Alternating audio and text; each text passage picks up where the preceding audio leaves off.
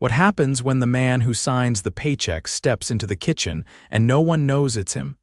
Elliot Tanner watched the security footage in silence, his arms crossed, jaw tight. He owned all 11 locations of the diner chain his late father built from scratch. A few years ago, he took over more out of loyalty than passion. Now, with the business growing fast, he rarely visited the stores himself.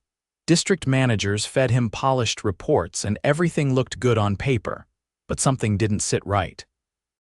The reviews for one of their newer locations in Riverside had taken a nosedive.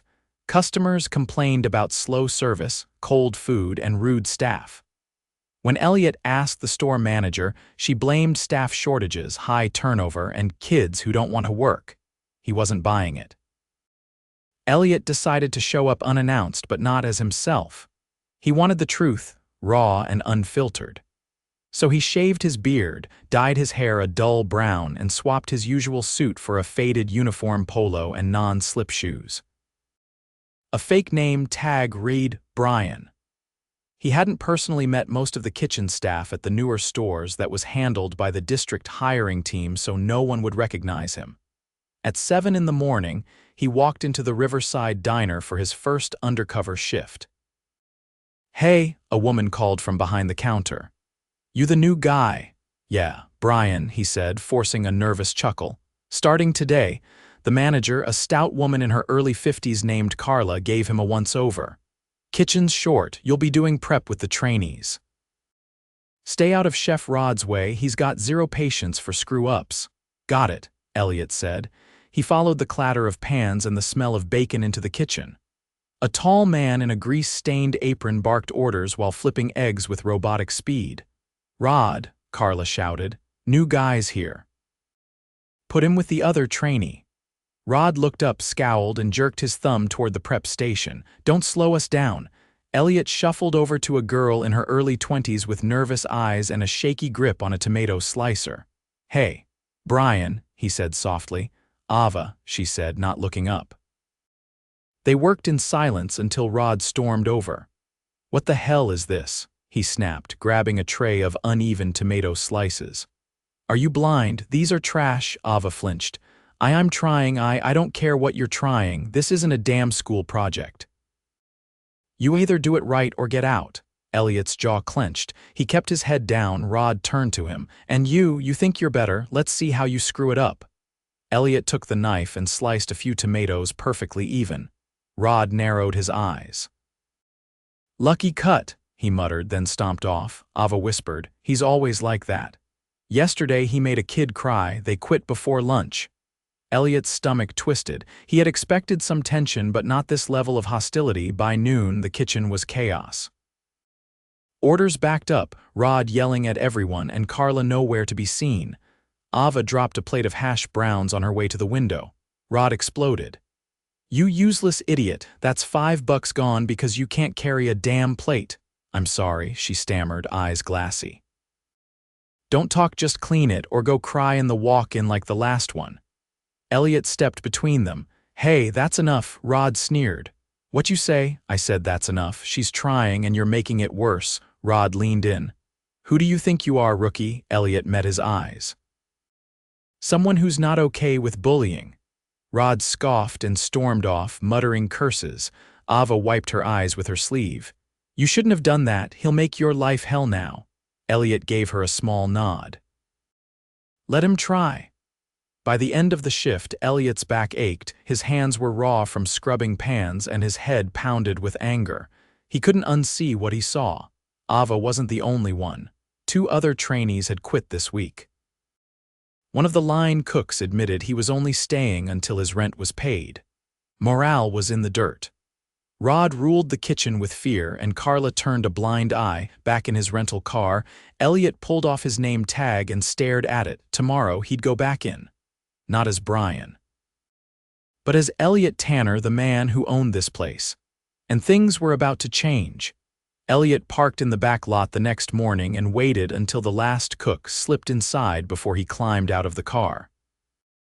This time, he wore his usual tailored slacks and button-down shirt, no disguise, no name tag. The air smelled like fryer oil and burnt toast. It was just past 6:30 and the breakfast rush hadn't hit yet. He pushed through the back door and walked straight into the kitchen. Rod was at the grill, flipping pancakes with one hand and sipping coffee from a to-go cup with the other. He didn't look up. "You're not supposed to be back here. Deliveries go through the side door." Elliot stepped closer. "I'm not with a delivery." Rod turned. His brow furrowed, recognition slow to dawn. "You're the guy from yesterday, Brian. What the hell are you doing? My name is Elliot Tanner. I own this company." His voice was calm, but there was no softness in it. Rod froze. The spatula in his hand clattered onto the griddle. Behind him, a prep cook stopped slicing mushrooms. The kitchen fell quiet except for the steady hiss of bacon fat. Elliot walked past Rod and looked around the kitchen.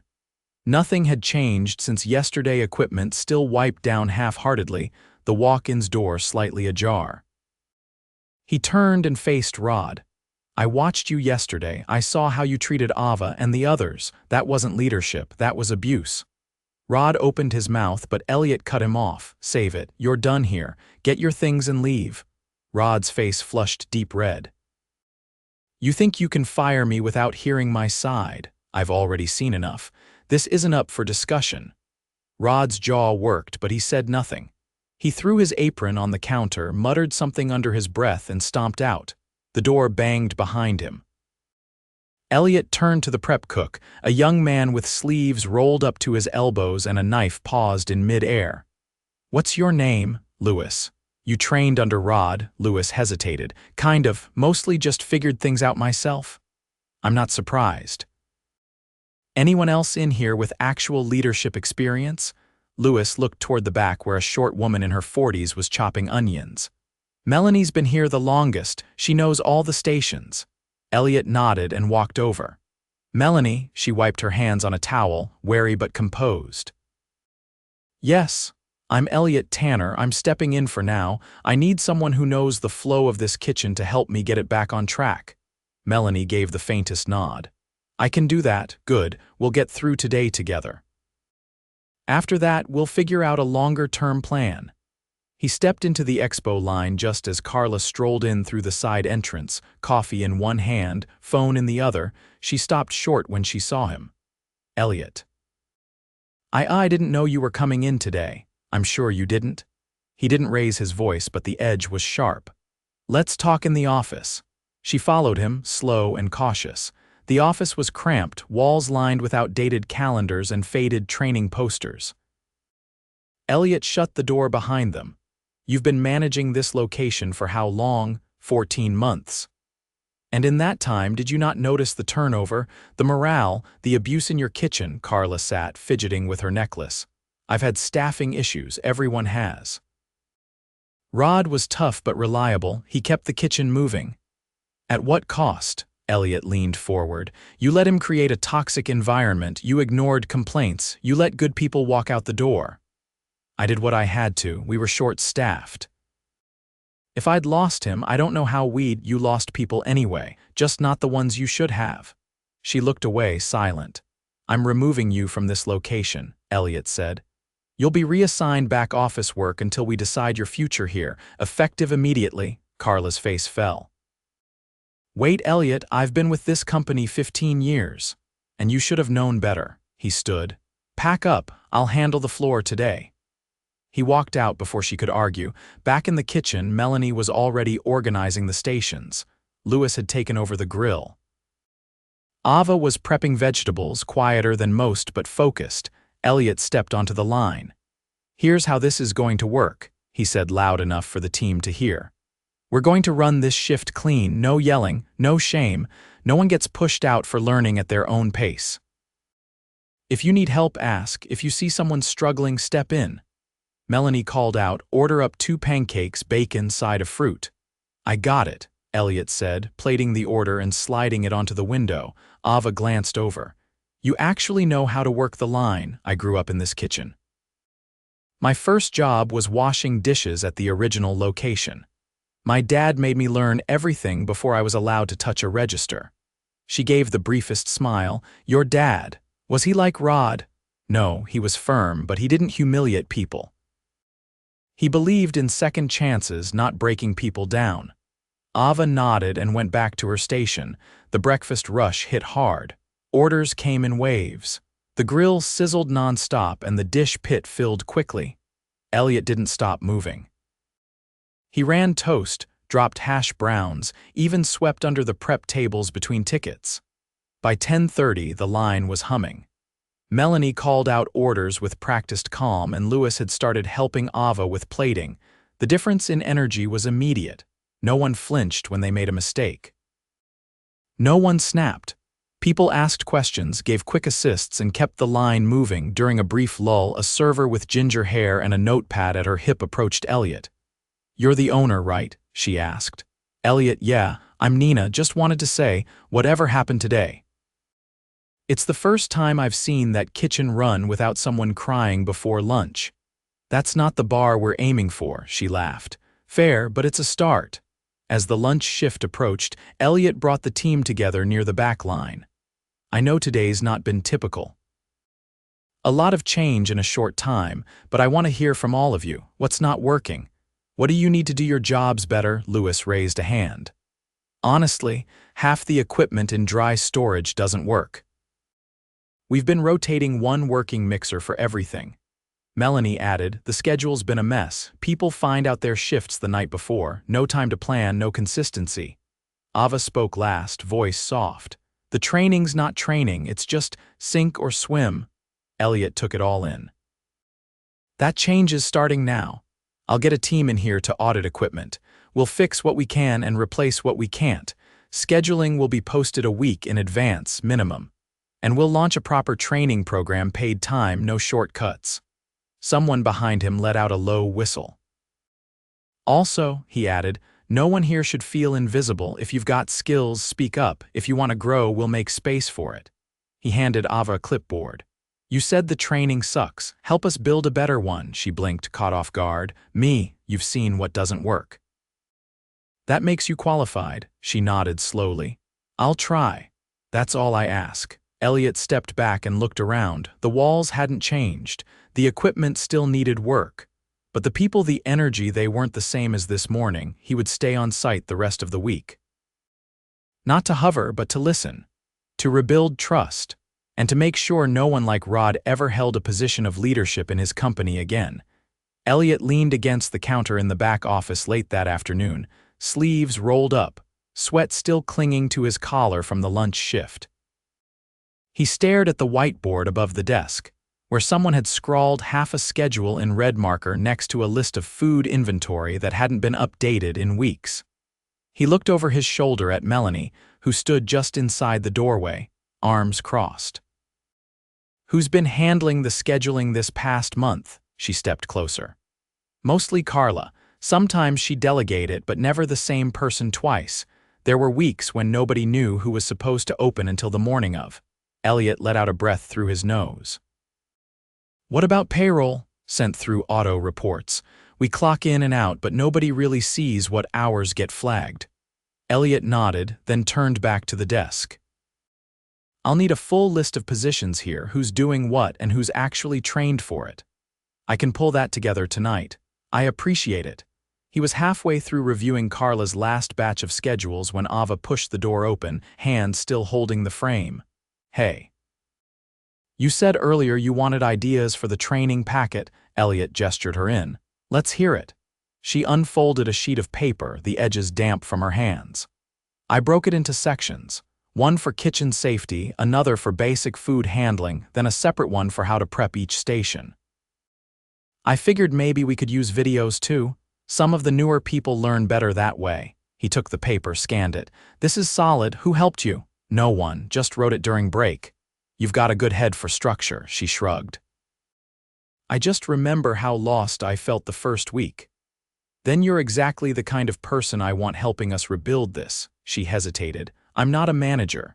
You don't have to be. You're someone who pays attention. That's more valuable than a title." Ava nodded once, then stepped back out.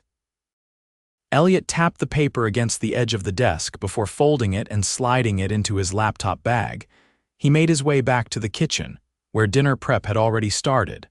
Louis was at the grill, focused, sweat trickling down his neck. Melanie was organizing the cold station. Nina, the server, was restocking the coffee station near the front. Elliot watched the rhythm of the team. It was still rough, still patchwork, but it was moving. And it was theirs. He stepped into the dining room where a man in a gray button-down sat alone at a booth near the front window. His tablet was open, stylus in hand, eyes darting back and forth as he typed. Elliot recognized him. Marcus, one of the district operators responsible for oversight of 4 locations, including Riverside. Elliot approached the table. "You had time to stop by, finally." Marcus looked up, startled. "Elliot, didn't expect to see you here in person." "I'm sure you didn't. You've been signing off on this location's performance for how long now?" 6 months, Marcus said cautiously. "It's been a tough store. Carla's been doing her best." Elliot sat opposite him. Her best led to multiple resignations, a verbally abusive kitchen lead, and a staff one bad day away from collapsing. Marcus shifted in his seat. "I mean, the reports I got never showed that." Rod hit his targets, food costs were stable, and the labor percentage was in range. "So you never once walked this floor, not even to check in on morale." "I was stretched thin, had to prioritize the stores that were losing money. This one was losing people." "That was your blind spot." Marcus's jaw tightened. "Look, I'm not defending what went on here, but I was told everything was under control." "Told by who?" "Carla. And Rod, when I spoke with him directly, he always sounded firm but professional." Elliot leaned forward. "He berated a trainee for dropping a plate, screamed at her, in front of a full kitchen." Marcus's expression darkened. "I didn't know that. You didn't ask." There was a pause, long and uncomfortable. "I'm reevaluating your oversight role," Elliot said, voice low. "We'll talk again once I've reviewed your other locations." Marcus nodded stiffly. "Understood." Elliot stood and left him there. Back in the kitchen, Melanie was bandaging her thumb with a napkin, blood visible through the gauze. "What happened?" Elliot asked. Knife slipped. "Just a nick. Sit down for a minute, I'll grab the first aid kit." She waved him off. "No need, I've had worse." "Still sit." He headed to the supply closet. Inside, half the shelves were empty and the first aid box had one bandage roll and a bottle of expired antiseptic. He grabbed what he could, returned, and carefully swapped out the napkin for clean gauze. "You've all been holding this place together with duct tape." "I wouldn't say that," she said. "Some days it's more like chewing gum." He laughed quietly. "When's the last time this team got a proper break?" Melanie breathed out hard. "Maybe last winter, before Carla started cutting coverage to shave labor. Starting next week, we're changing the staffing model. We'll adjust the budget. No more skeleton crews. That'll help. Also," he said, "I want to promote someone from this team to lead the kitchen, someone who understands the culture we want." She tilted her head. "You have someone in mind." "I'm looking at you," she blinked. "I'm not exactly the loud type." "I don't need loud, I need steady, someone people trust." Melanie looked away for a second. "I'll think about it." "Fair enough." That night, after the last table had cleared and the kitchen was scrubbed down, Elliot gathered the team near the back. "Long day," he said, glancing around. "I know none of this has been easy, but I saw real teamwork today. I saw people stepping up, not because they had to, but because they wanted to." No one said anything, but they were listening. "Tomorrow, we'll bring in a few more hands to help clean and repair what's been neglected. You'll start seeing changes in how we schedule and train, but this isn't just about operations, it's about respect. You all deserve to be in a place where hard work is recognized, not punished." Lewis leaned against the counter. "Feels different already." "It is different," Elliot said, "and it's going to stay that way." As they filed out, Ava lingered. "Hey," she said quietly. "That thing you said earlier today, about growing the company around people who pay attention, did you mean it?" "I don't just say things to fill air." She nodded once. "Then I want to help more, not just the training stuff, whatever else you need." Elliot offered her a small nod. "We'll make space for that." She left without another word. Elliot remained behind, listening to the hum of the walk-in compressor, the last sound in a kitchen finally at rest. There was still a lot to fix. Equipment to replace, trust to rebuild, but the silence felt earned. He turned off the lights and locked up behind him. By the following Tuesday, the Riverside location had already begun to feel different, but Elliot wasn't rushing to call it fixed. He arrived just after dawn again, this time with 2 maintenance techs and a regional HR specialist he trusted from the flagship store. The first few hours were spent identifying what could be repaired versus what needed replacing. The wok and seal had to be refitted, the griddle burners calibrated, and a second mixer was ordered to avoid overloading the only functioning one. Nothing flashy, just necessary. Elliot stayed mostly off the line that day. He rotated between the office and the floor, listening more than directing. His presence was no longer a surprise, but it was still noticed. Every time he walked through the kitchen, someone would glance up, not out of fear but awareness. He was watching, and now they knew he cared. Mid-morning, he found Ava in the back corner of the dining room, typing on a company tablet they'd set up for her training overhaul. Her notes were organized, and she had even started mapping out a 2-week onboarding timeline. He didn't interrupt, just waited until she finished the paragraph in front of her. "I like the structure," Elliot said once she looked up. "But let's build in shadowing time too. New hires should see how each role functions before they're locked into one." "That makes sense," Ava replied. Also, Lewis mentioned something yesterday. He said he would have stuck with prep longer if someone had made it feel like a real job, not just the thing you do until you get moved up. "Then we'll treat it like a real position, with standards, training, and recognition." She nodded. "I'll add that in." At the front counter, Nina was managing customer flow, greeting regulars by name.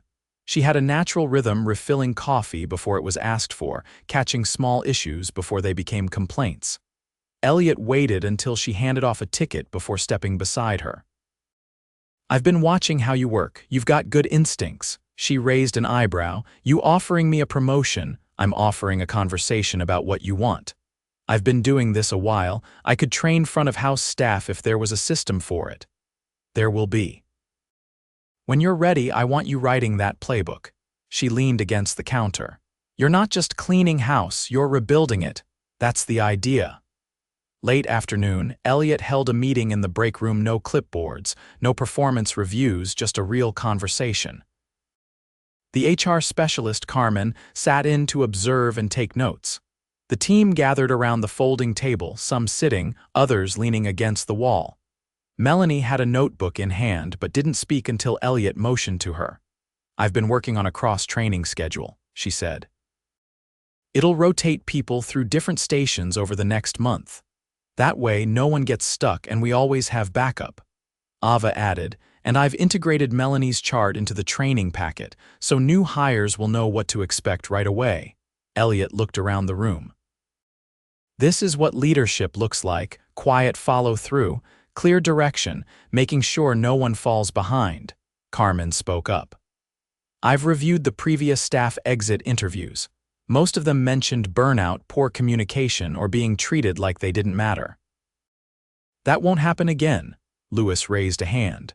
"What happens if we get another Rod?" Elliot didn't hesitate. "They don't last, and it won't take months to figure it out next time," Carmen followed. "We're setting up anonymous reporting channels. And I'll be doing monthly in-person check-ins, not phone calls." Melanie glanced at Elliot. "That's what should have happened from the start." "You're right," he said. "We let a system run on autopilot and people got hurt." "That won't happen again." After the meeting, Elliot stepped outside for a call with the COO. They discussed reallocating budget to support the changes: higher training hours, better onboarding wages, and a pay structure that rewarded consistency rather than just speed. It would take weeks to roll out across all locations, but Riverside would be the pilot site. By Thursday, the store was holding steady. There were still hiccups. An order of lettuce came in wilted. The dish machine jammed once, but the team handled them without panic. Melanie coordinated the line, Ava onboarded a new hire using her drafted materials, and Nina trained a part-time server with the same energy she gave customers. That afternoon, Marcus returned. Elliot met him in the office, door shut. I reviewed your other locations, Elliot said plainly. They're not in crisis, but they're inconsistent. You've been relying on numbers to tell the story, but you need to see the people behind them. Marcus nodded once. I understand. I'm assigning you to work under Carmen for the next 90 days. You'll shadow her evaluations, learn how to lead through people, not reports. Marcus paused. Is this a demotion? It's a correction. You keep your title, but your authority is suspended until I see growth. Marcus didn't argue. He simply said, understood, and shook Elliot's hand before leaving. That evening, Elliot gathered the team one last time before heading back to the city. I'm not disappearing, he told them. I'll be back regularly, and I've set up a direct feedback loop with Carmen. If something's wrong, we'll hear about it fast. Lewis asked, you handing the kitchen to Melanie? Elliot looked toward her. If she wants it. Melanie nodded. I do. Then it's yours. Nina asked, what about Ava? She's got a new title, training and onboarding coordinator. And she'll be working with me to build a regional model by the end of the quarter. Ava looked stunned for a moment, then simply said, okay. Elliot stepped back. This store's not perfect, but it's better, and it's yours now. Keep building it. He left just past 7, walking out the back, not the front. The kitchen lights were still on, but the voices inside were lighter. No shouting, no tension, just the sound of people working together. Elliot didn't look back. He didn't need to.